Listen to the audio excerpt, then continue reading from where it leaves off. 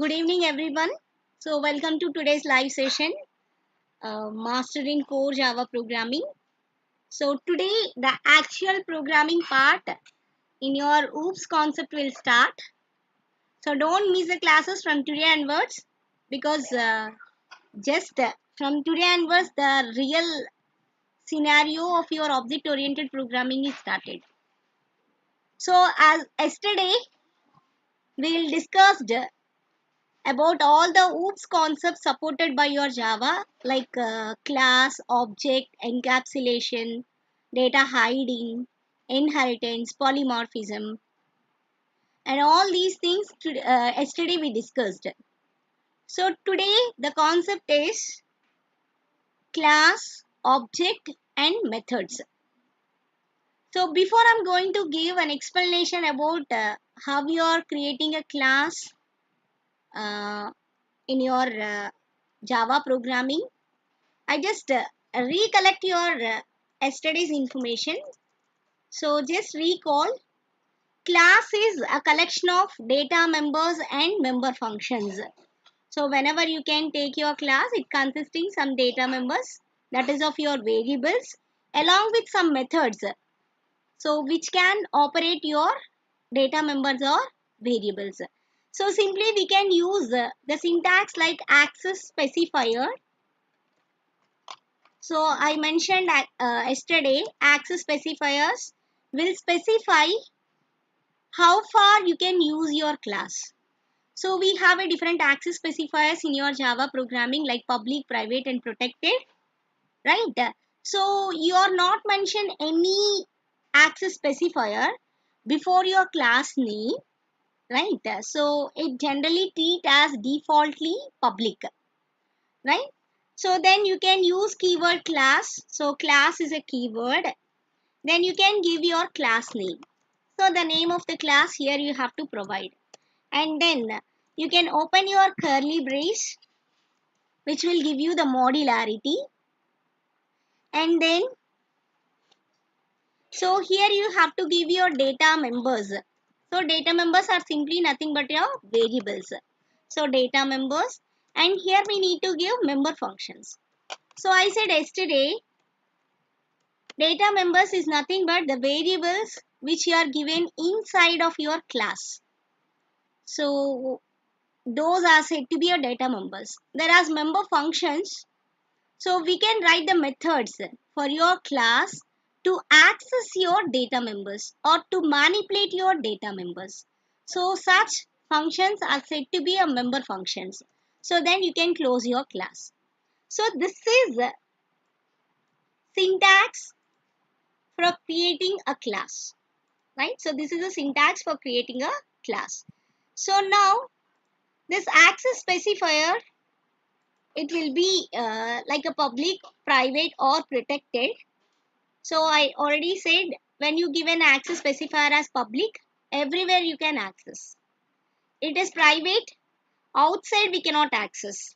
So inside of class or you can access within that class only. Like we cannot access outside world, we cannot access. Whereas protected, we can access related of the class. So I will give you more about this because this is a specifically special topic and very important topic. So we'll discuss about in brief about this access specifiers later. So we are at very beginning. So here we'll see how we can create a class in multiple ways. Like you can create a class with only having data members, and we can create simply an object to your class and we are trying to access the data members of your class. And later we are move on to a little bit larger, that is along with your data members we can take the member functions, and by using that member functions we are trying to access the data members of your class, and how you are going to create multiple objects, and how to create array of objects, and how we can take the information from the keyboard for your data members. So this is a today agenda. We are going to discuss all these things today. So I said yesterday, your class is nothing but it's a collection of objects. So we can say simply it's a collection of objects. And every object is having three states, like it has an identity and it has a state and it has a behavior. So state is given by your data members. So it will give you the properties, object properties. Whereas the behavior is given by your member functions, means by using your data members what you are going to do. So that is given by your member functions. And the identity, you can provide different names for your objects. So we will see all these things today through programming. Okay, so here I'll take in some examples. So I just copy and paste it in my notepad first. Then I'll going to explain you. So here we can see. So this is my notepad. Okay, so you can write your Java programs in Notepad, or you can use Eclipse, or you can use NetBeans. You can use.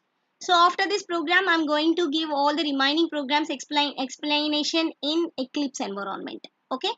So for this here, so here you can see this is my access specifier. So public is my access specifier. I can say this employee class can access by any of other class if it is required. That is the meaning of this public. And class is a keyword, and here employee is my class name.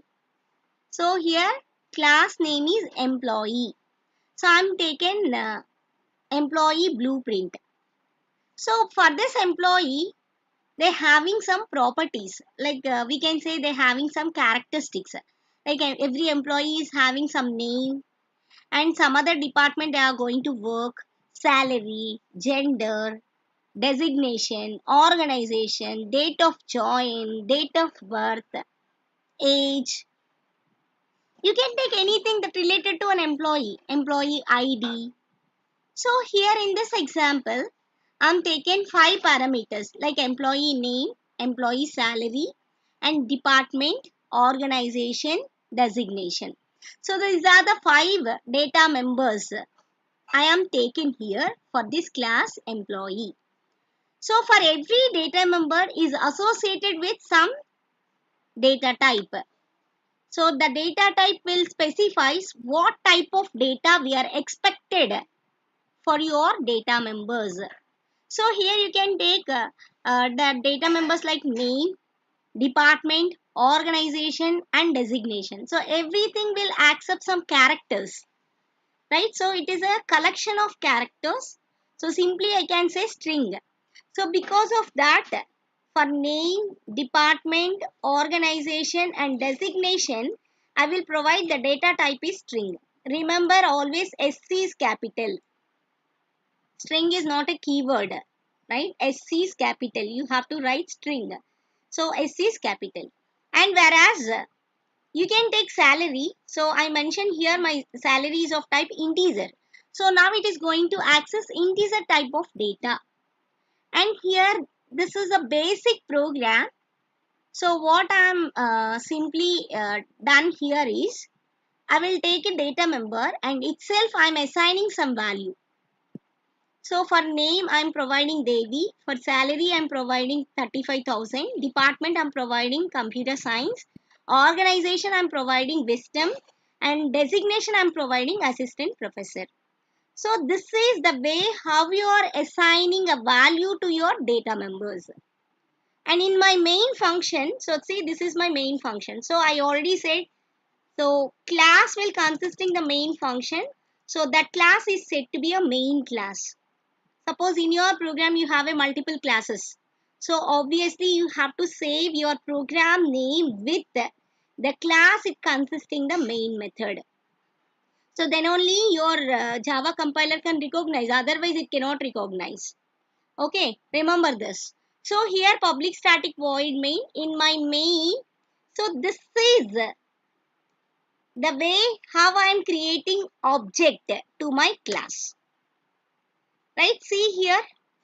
I am accessing all these data members by object.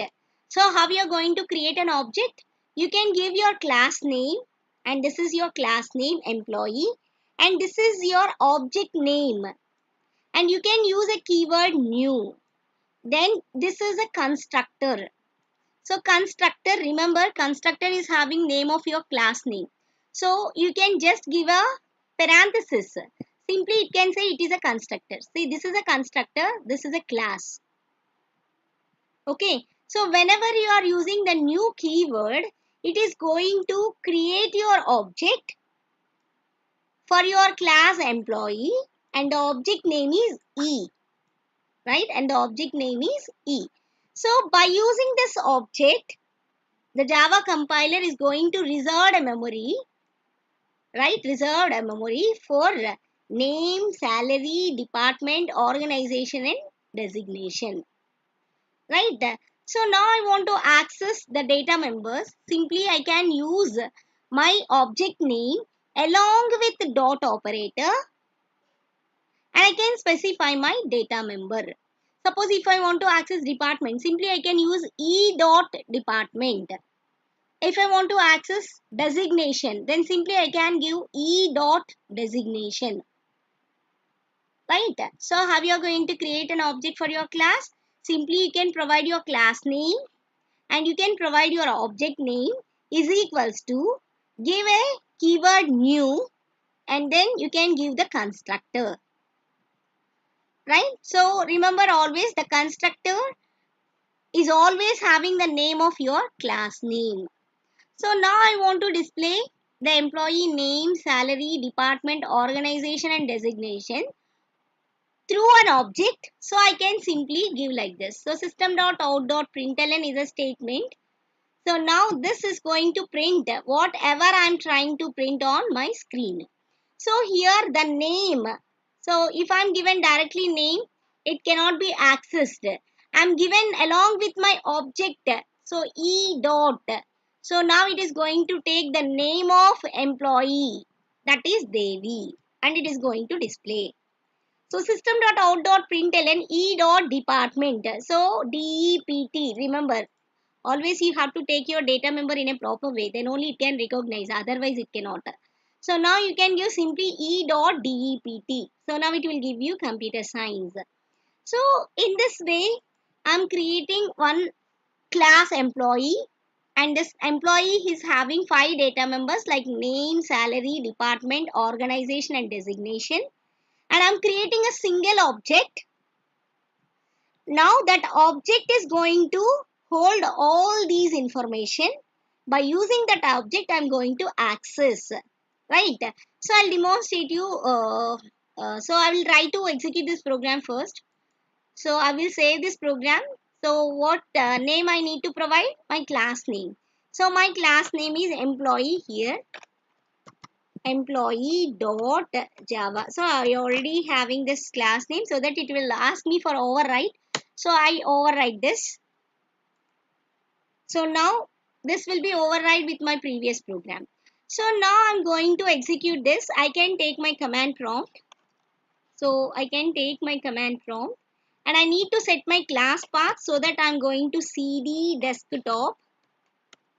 See, I'm not setting my compiler path. I'm setting my class path, because it need to identify where dot class file is existed. So I'm created this file in my HTML folder, so that I can change my directory to HTML. So now you can see here I need to provide my compiler Java C, and the program name is employee dot Java. So this is my program name.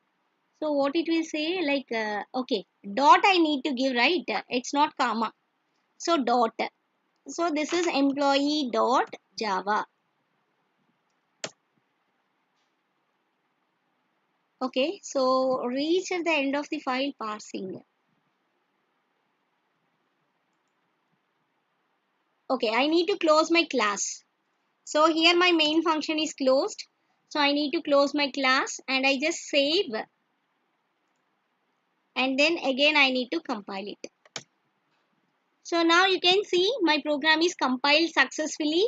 So here I can give Java. This is my interpreter, and I need to pass my class file. So what is your class file? That is employee. So I just click on this. Now you can see, because of this print statement, system.out.println, e.name, it will give you Devi. E.salary, it will give you 35,000. E.dept, it will give you computer science. Right? In which order you are going to print, and that order you can see your output. Okay, so this is an output for this particular thing. So now we can see whenever you are creating a class like this, what will happen is, so I will show you.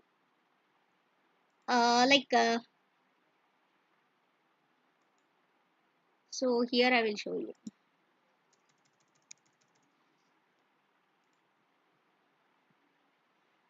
So now you can see, so it consisting 5 data members. So what is the data members? Name, salary, department, organization,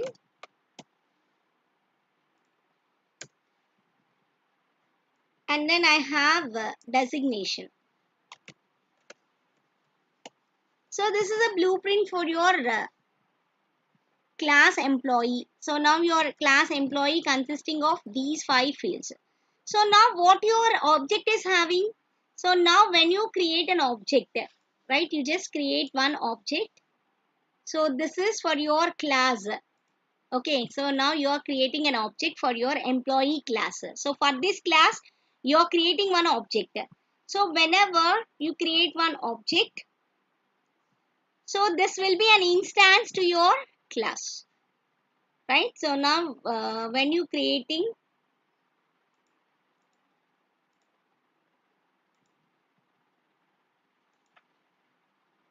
right, so now you can see,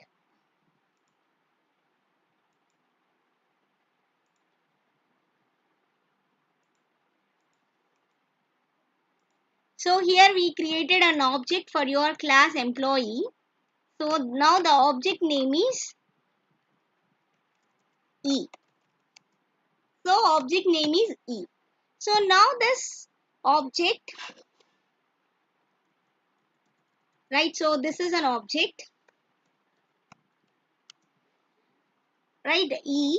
So which will access your blueprint of your class. Right, so for this object, the memory is reserved and it can keep the values. Like it will keep, like, name is Devi, and now the salary is 35,000, and the department is computer science and engineering. I'll give you in a shortcut. And then the organization is wisdom, and the designation will be taken as assistant professor. So here I'll give you a shortcut, but it will save the entire thing because we have the complete thing, right? So this is an object. Your class is having blueprint, whereas your object can hold the values. Remember, this will be the difference between class and object, right? So when it is an object, it can have both the state and the behavior also.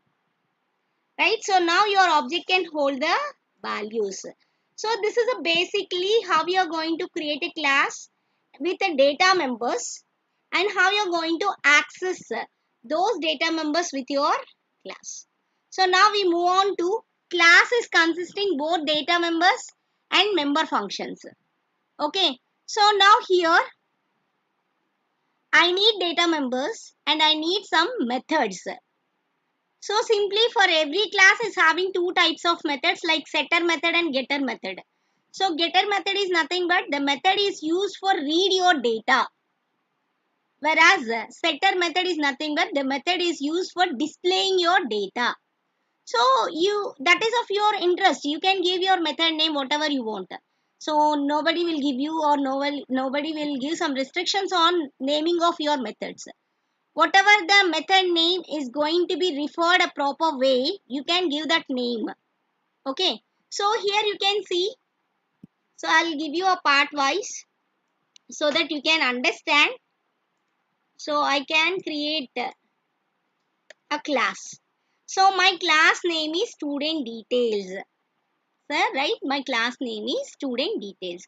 And now the student details class will consisting data members, student name, roll number, gender and address.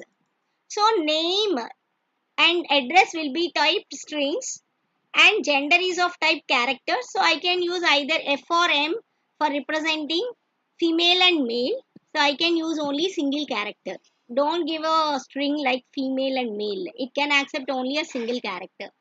And now the roll number is of type integer because I cannot have a combination with characters and numerical values. I think of that we have only the numbers. So for that I am given my roll number is of type integer. So now I need two methods. One is for reading the data. I want to assign some values to student name, roll number, gender and address.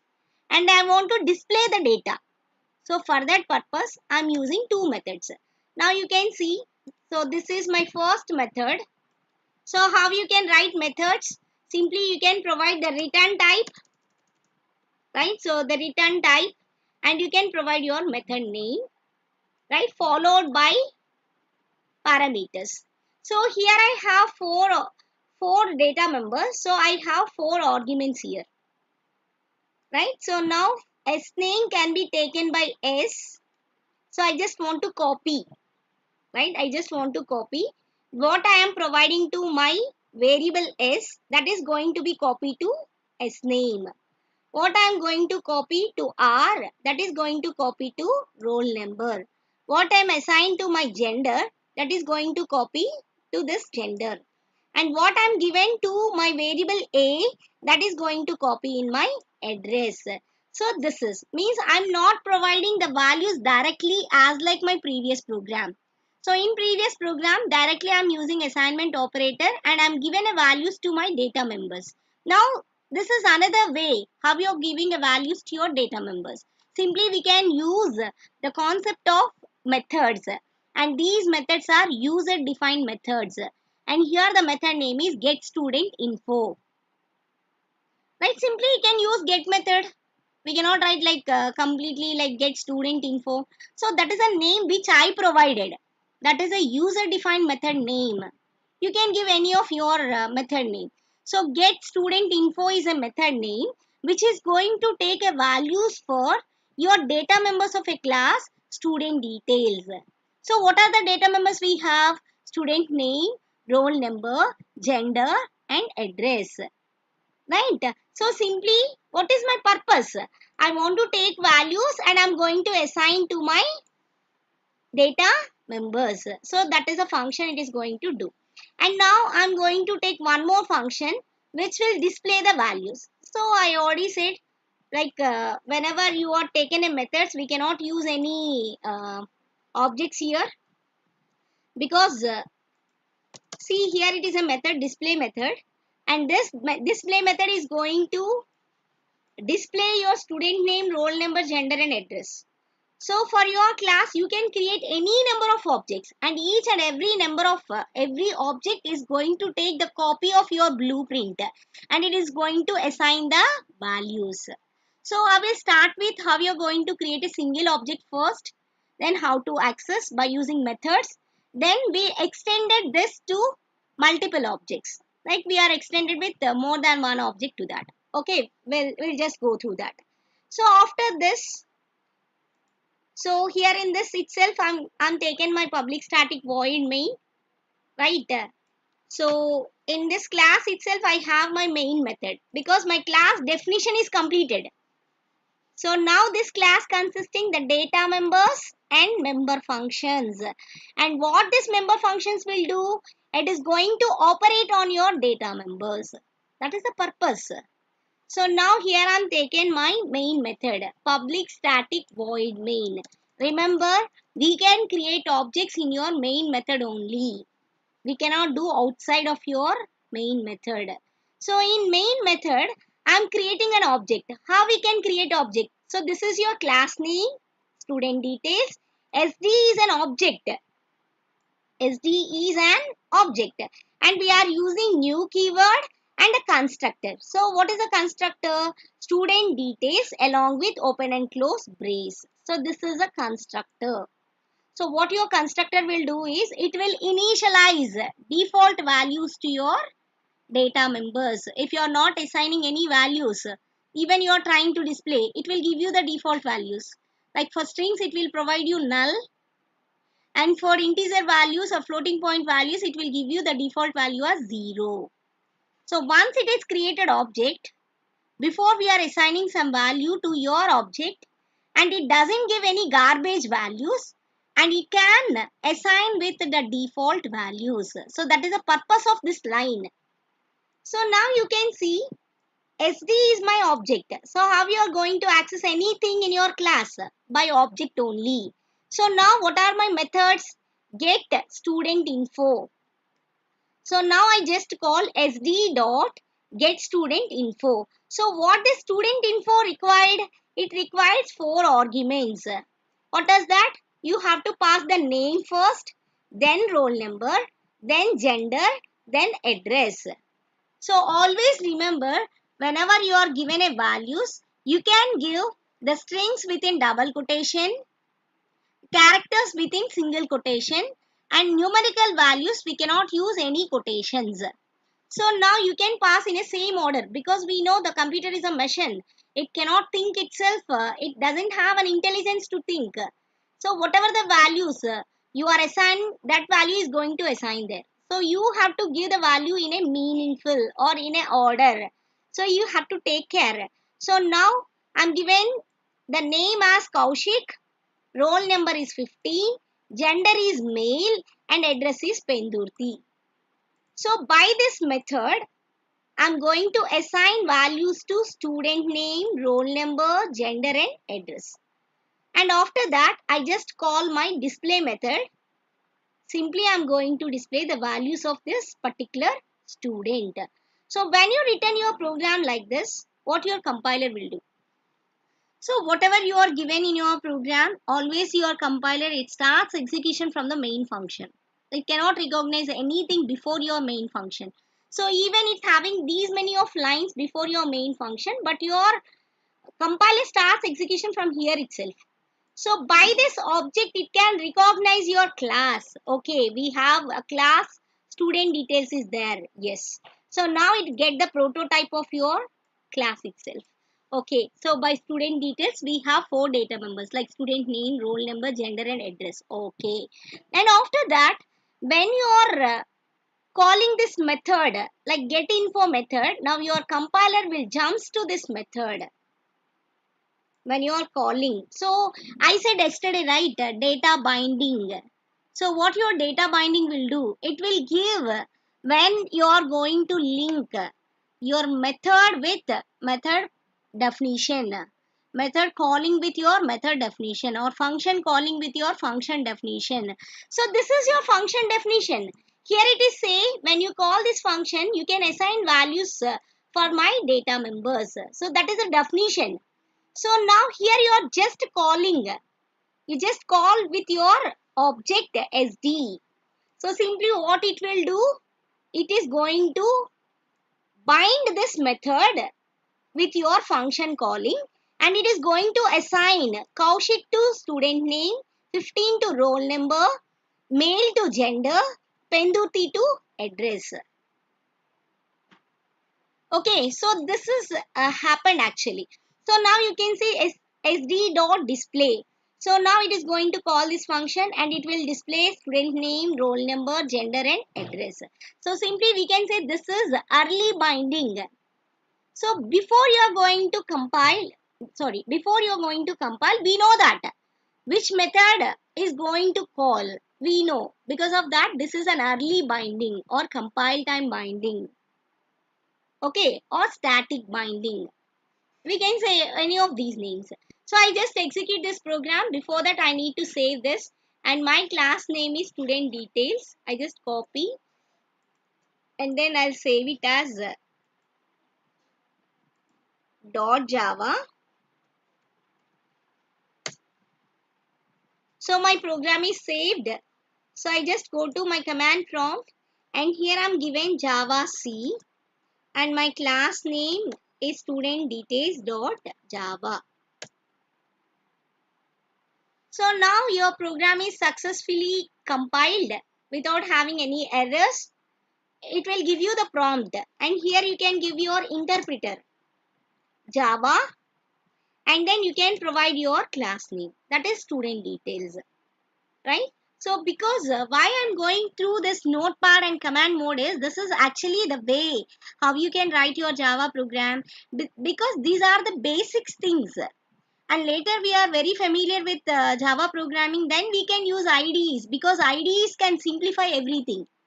There is no need to compile, there is no need to run with any commands. We just click on a button, it is going to compile and run itself. So you cannot get the basic things. Because of that reason, so I explained some part of the programming with the basic things, and then we are move on to the IDEs, and there we are going to write the programs and execute the things.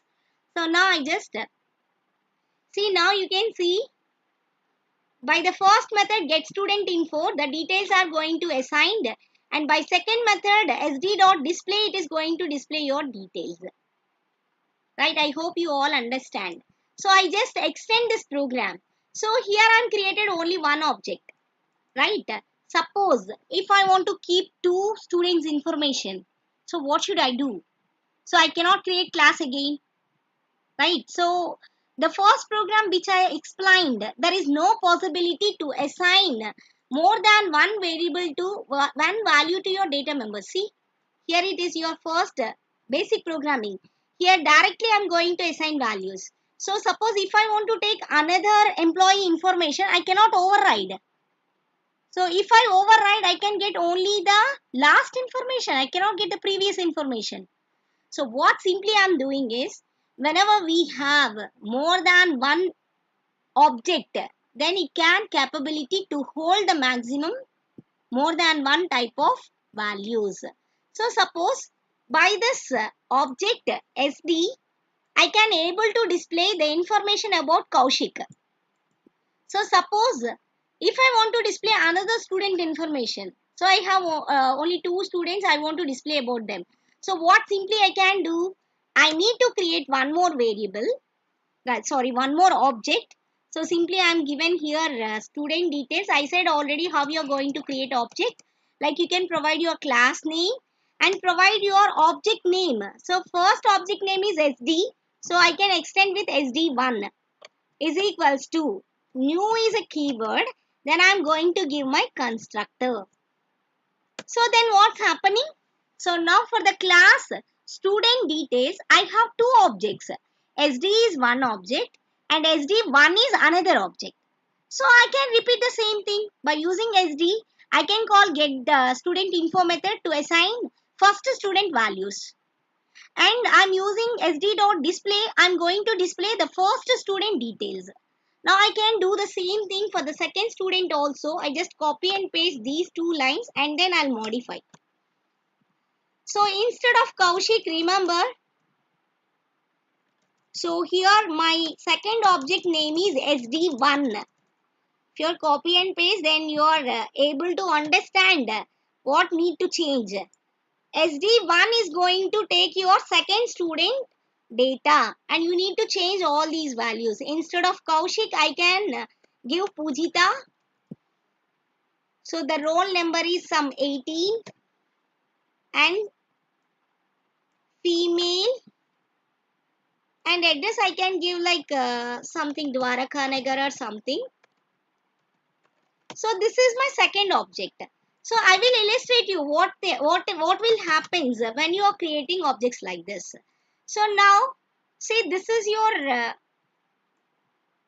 so I'll delete the content inside because I need to modify this. So here I have so 4 data members, right? So name of the student, roll number,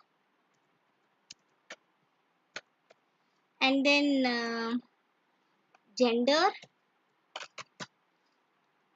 and then address. So this is my class. This is my blueprint.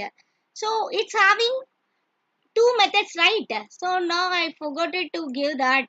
So like we have two methods. One is get student info. So this method will take 4 arguments. You can give all the arguments like string. So that things is there now. You have to give here. So string s comma, and then for roll number I can give int r comma, and for gender it will be char c, whatever, right? And then for address I can give string a. So this is one method I have, and then I have another method. Simply that method is called display. So display is another method. So this is my class. When I am creating object, so now I have two objects. Right, now I have two objects. The first object is SD and the second object is, right, so my first object is SD. So SD my first object. So by this object I have a memory, and now it is going to keep information like Kaushik 15, gender is male, and the address is Vishakhapatnam or something, or like Pendurthi or something. So now what it will do for second object, it is going to create one more, right? So now here I have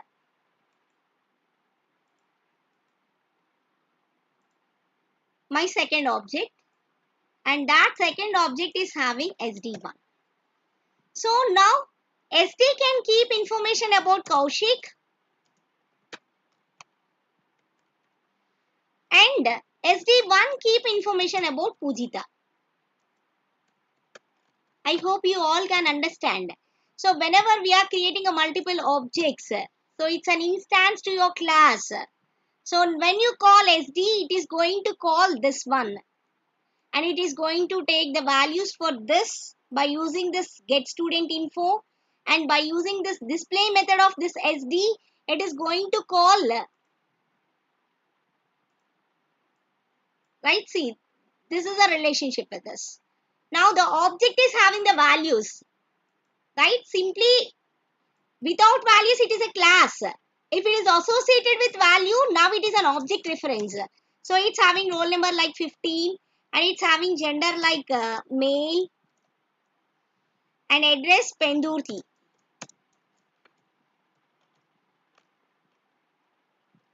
So this is an object. So by using this object, when you call this method and these values are assigned, when you call this method and these values are going to display. And for this it will give you information about Pujita. So there is no override. So every object is having their own space. So that what's happening? So they have their own space, and they have the values they can keep safely. So depends on this how many objects you are created, that many instances of your class is going to be created.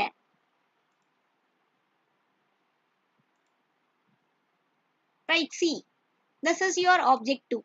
It is going to point this. When you call this, it is going to call this information. When you call this, it is going to give this information. So this is the class with multiple objects. So I just execute this program. So I cannot say with another thing again because I just added 2 lines of code with an extra information. So I compile this. Now you can identify the difference. So here I can take Java C.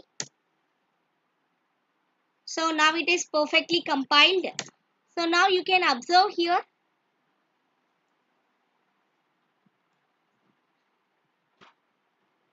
So it will give you the values of Kaushik followed by Pujita. Yes or no? Previously we have only one student information. Now we have 2 students information. Like Kaushik 15 male and Pendurthi, Pujita 18 female and Dwarakanagar. So in this way you can create any number of objects to your class. And you can call your methods like this. But why you getting a concept of array of objects?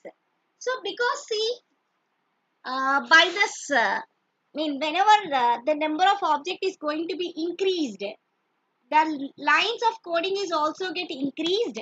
Suppose imagine yourself, you want to take or you want to display information about 100 students. Now you can see here, for one object I have 2 lines of code. For 2 objects I have 4 lines of code, and these lines of code will do the same thing. It is going to do the same thing, right? So for simplifying this, instead of creating multiple objects, whenever we have more objects to show your information, then you go with the concept of array of objects, right? So array, so we know that array is nothing but it's a collection of similar data. So that similar data, it may be of a numbers or it may be of an object. Now you are creating number of objects that is belongs to a same class. For employee class, if I'm going to create 10 objects, I can give like E1, E2, E3, E4, E5, like that I can give up to E10. So instead of I'm doing that, I can use an array representation like E of 10. That is enough. And we know array elements is going to be accessed with their index, right? So 0 index is going to give the first element, and first index will going to give the second element, like that we can have. And the last index is represented in your array by n minus 1, where n is the size of your array, right? So I just illustrate that with a simple program. So I'll show you how you are going to create array of objects. So here I'm taking so same, so that you can understand the extension things. So I just have same class. So this is only the extra code is required for creating array of objects, and that is coming from public static void main. Right, see here, I think here I didn't have any method like for assigning. One second, I just see that. Okay, yes, we have a method.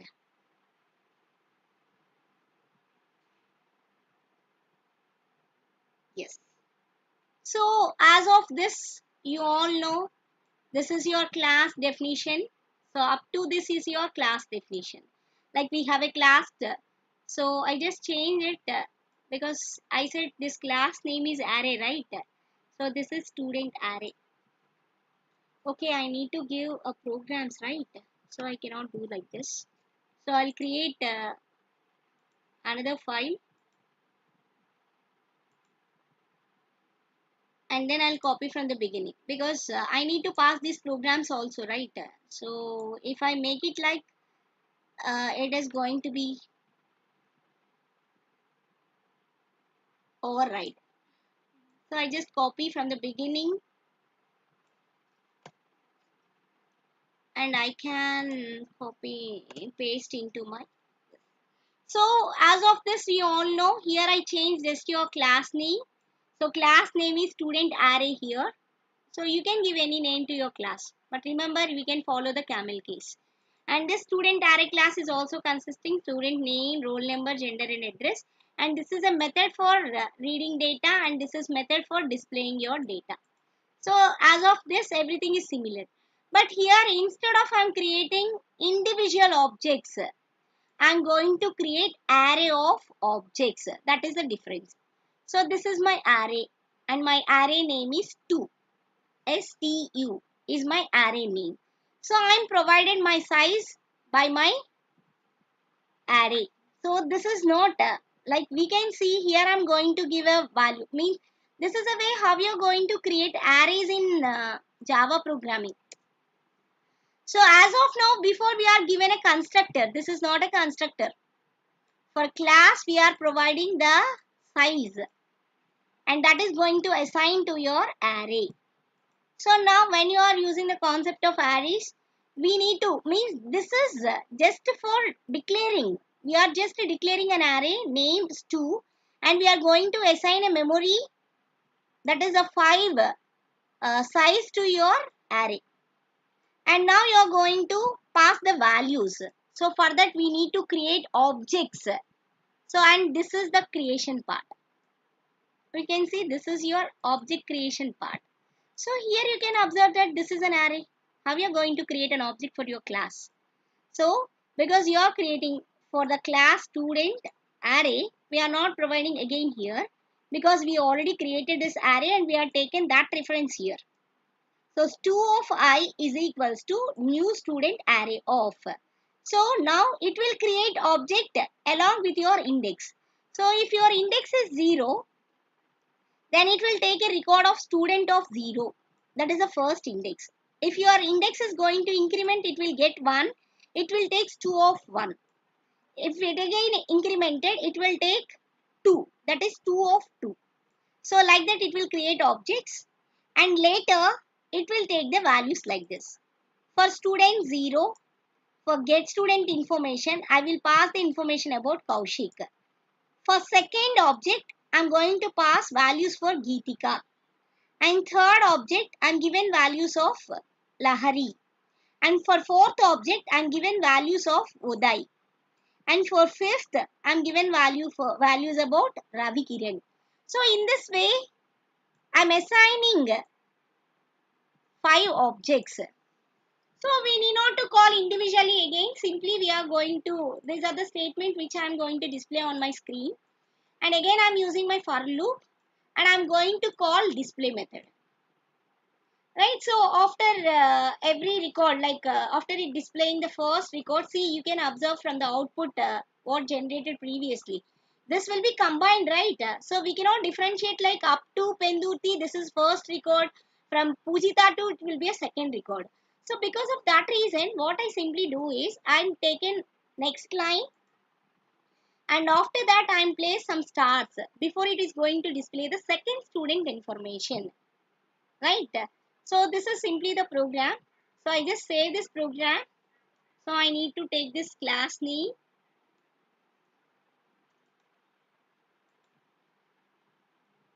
So here I provided and then I'll provide it .java.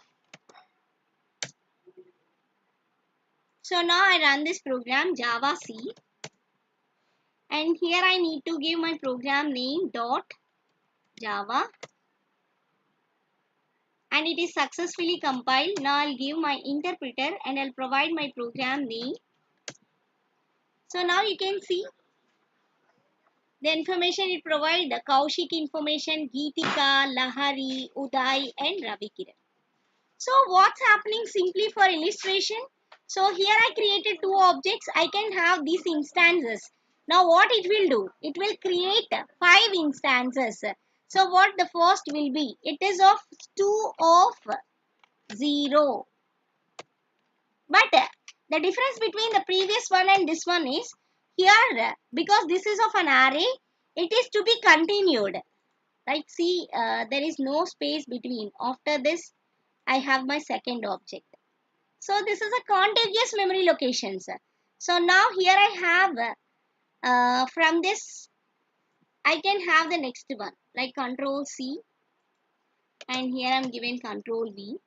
And now I have, this is my stu of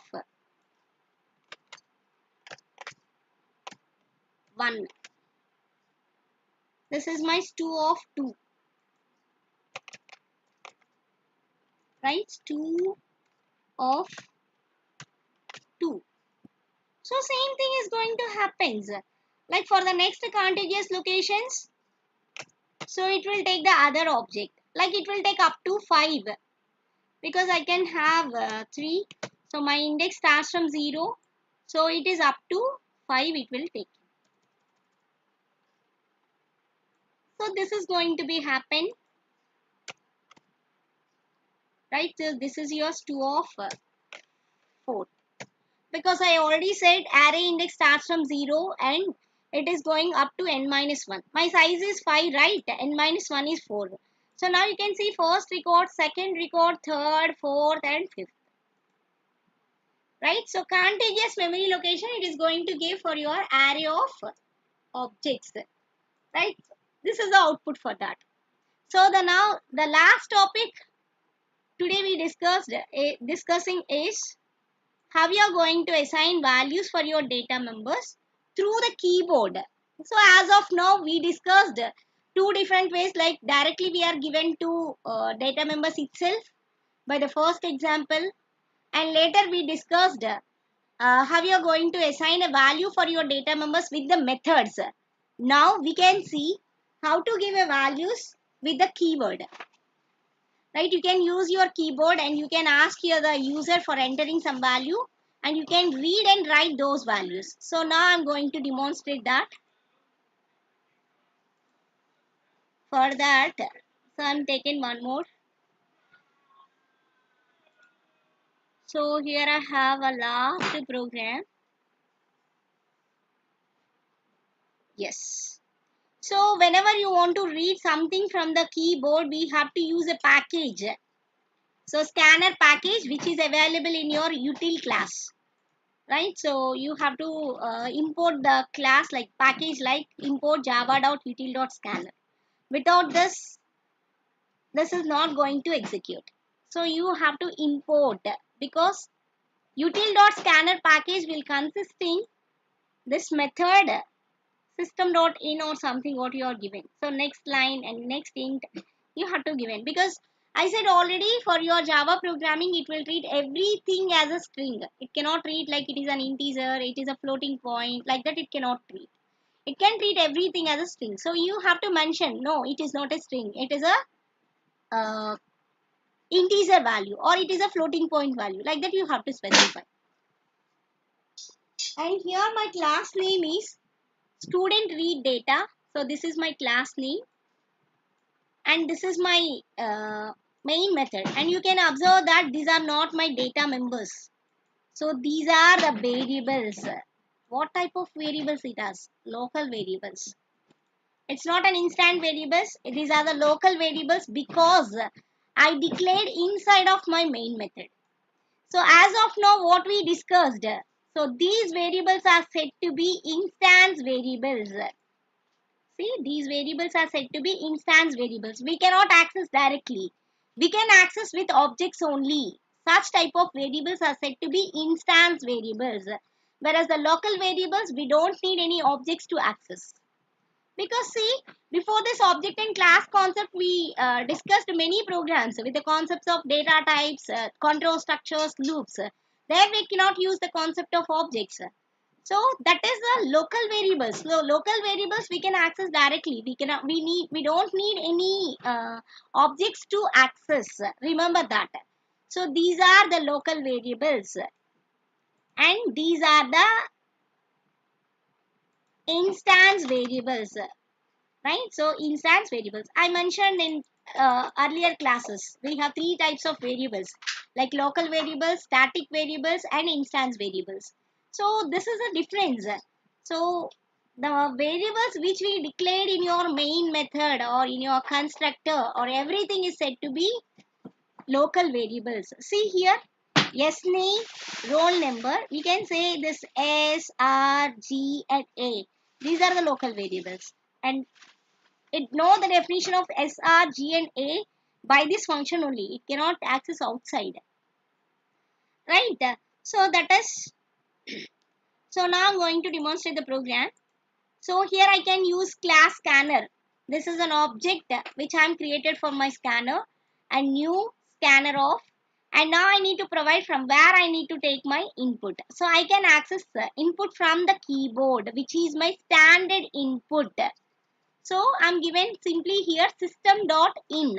Because of this line, your compiler is ready to access the input from the keyboard. Right? Because of this line, you have to take a class scanner and then you can give an object.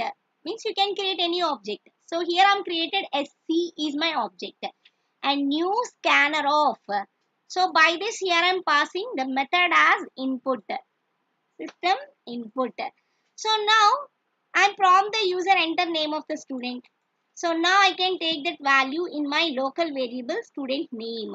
So I can use the object sc dot. Next line is a method which can take a string. Remember, If you want to take some string from the keyboard, you can use object dot next line. See, I'm not creating any object for student read data because here in my program, student read data is my class. I'm not creating any object for that class. As said earlier, here I'm creating a class for my class scanner. Here I'm creating an object for my class scanner. Remember that. So now here I need to take gender, which is of type string again. So I'm using next line. So address I'm using next line. Whereas roll number I'm using next int because I want to take an integer value. Right? So now I'm going to display. So I already said we don't need any objects to display the variables. So simply I can display my variables. Display student details like student name, roll number, gender and address. It is going to display. I just save this program with this program name .java.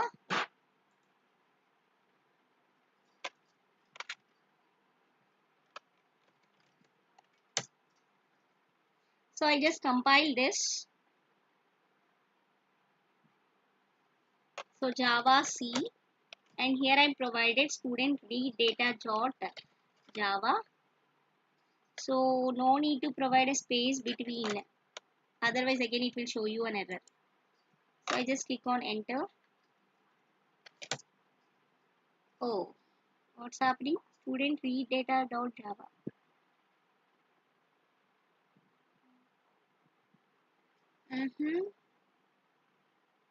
What happening?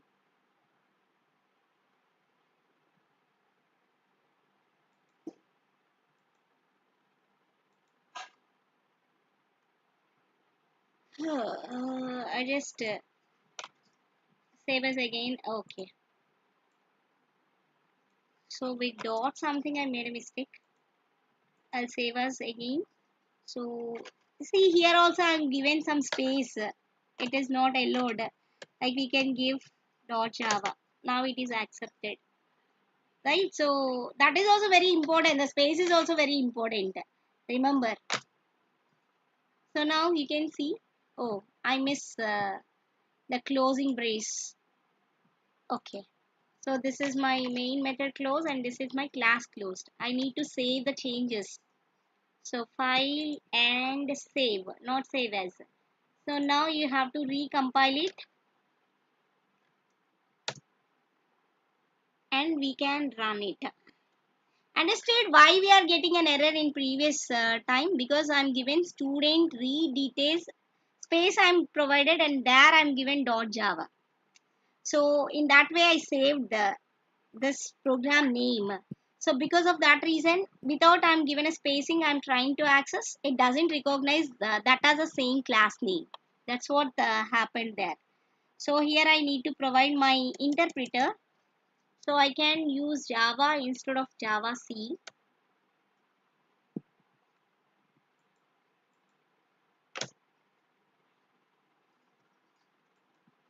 You can put your cursor to the end, then click on enter. What's happening? Student read. Okay. Here observe that one more A will be there. So it will ask me enter the name of the student. I will provide like Jairam. So now the gender is male. So I'll provide it like what will be the gender. It will be string, right? So string, enter the gender of the student is a string. So I can provide here like male because it is a string, right? So I can provide male. And then address I can give like some Vijayanagaram or something. And then the roll number is 15. See, even though you are given like this, but you are trying to read in this order, it will take that order only. Right? It cannot make like, okay, the first is student name and the second one is roll number, why we are taken fourth. No, it doesn't mean that. So whatever the values you are going to assign, that is going to assign to the variable perfectly. You don't worry about that. Okay. And just after I'm given values, I just click on enter. No, it will display me the values, right? So display student details. Jairam. Order. See in which order I displayed here. So you can see displaying method. Serial number mean student name, roll number, gender and address. So even this order you are accepting the values, but you are expecting to print this order. So it is going to be printed in that order only. See Jairam, 15, name and Vijayanagar. So this is about today's class.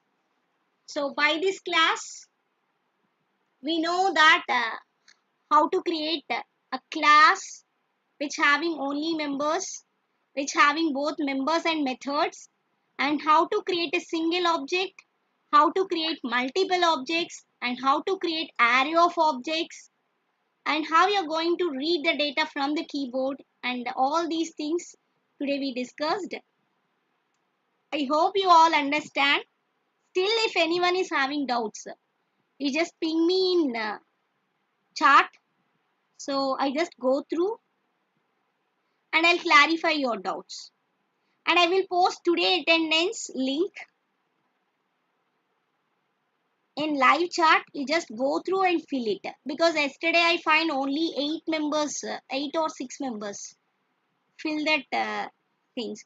So why I altered this timings means, so I'll make sure, means whenever we have holiday I'll try to plan the things before, like by 7:30 it will take 7:30 to 8:30, again the time is going to be extended.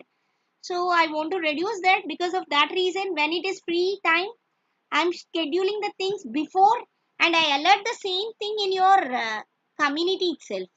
Please just go through. Really, if you are suffering with this alternative timings, you just message me in that chat box so that I can understand from your side. Because I always taken from my familiar timings and everything. So if really you have any problem with this timings, you just message me so that I can make any action on that. Right? I hope you enjoyed the sessions. Almost we are completed 1 week of Java programming part. So we have some rapport between you and me. So still anyone is having any doubts, you just posted your doubts in your live chat. So I will give you the attendance link. You just go through and fill that attendance link, because I already said you have to maintain at least 85% of attendance. Otherwise, I cannot do anything. So if you want to get a certificate, if you want to get, then you have to go through and you have to satisfy the constraints. Thank you so much.